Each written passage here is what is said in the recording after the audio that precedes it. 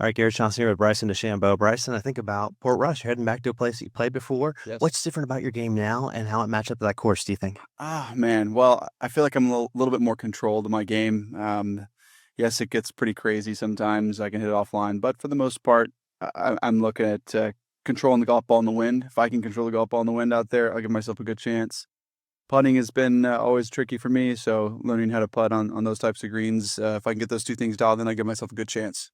Well, speaking of controlling the golf ball, for now, with your range preparation, pre-round warm up, where is it at right now in terms of length, and how does that compare to the past? Yeah, I mean, I'm hitting it just as far as the past right now, which is awesome. Part of the problem, though, for me right now is just the curvature because I hit it so far. The ball's like fluttering in the wind a bit, so I'm trying to stabilize the ball a little bit more. We're working on that, and it's a good challenge, though. I'm excited for that challenge, but my game is just as good as what it was, if not, I would say better, arguably better than a few years ago. So winning a major helps, but feeling like I'm playing consistent, competing, contending in the majors is what I'm keen on doing and continuing to do. Mm. What do you think with the testing that's happening during majors, right? A third of the field is getting tested. Is the tour going about that the right way? Do you feel like kind of the overall process, or? I think the USGA is going about it the right way. I mean, they test my heads, so I've been tested every week. I'm the only manufacturer I'm using Crank right now, and so I'm the only one using it out there. So they're testing my head every single week. So I'm under the same protocols as everybody else, and yeah, I think it's a great way to do it.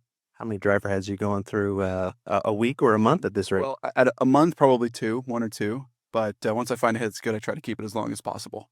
And then this last thing, I just think with your practice overall, what's the biggest goal right now that you want to get out of your putting session? I saw you with short little 4 footers. You had the tee in the ground. Like what is that, and what are you trying to get out of the short putts? So for me, I try to start it on my line, make sure I'm starting on my line, and then normally I go to speed control. So I'll hit 40-footer, 30-footer, 20-footer, 10-footer, 5-footer, and then I'll go to a 75-footer on the speed drill, and then I go to a 5-footer to make sure I'm hitting my 5-footers on my line for both sides of the hole. And once I feel like I do those three things, I feel really confident in my putting and ready to go out on the golf course to play and compete. Very last thing, we're at a live event. I think about expectations. There's a lot of expectations on you because you play so well in the majors. What do you make of those expectations? Do you sense them at all, like going Yeah. forward, or? Yeah, I always sense the expectations. Really, it's about the battle within yourself.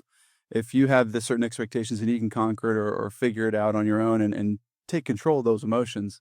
So it's really a battle within. Yeah, you do feel. Yeah, you do feel. Obviously, people from other areas trying to push External forces. yeah, external forces on you. But for me personally, it's how do I control myself? How do I take care of myself and get the job done? And that's what I focus on, and I've been pretty good at it so far. The battle within. That's what it's all about. Bryce, thank you. Thanks, Garrett. Appreciate it. All right, buddy. Good to see you.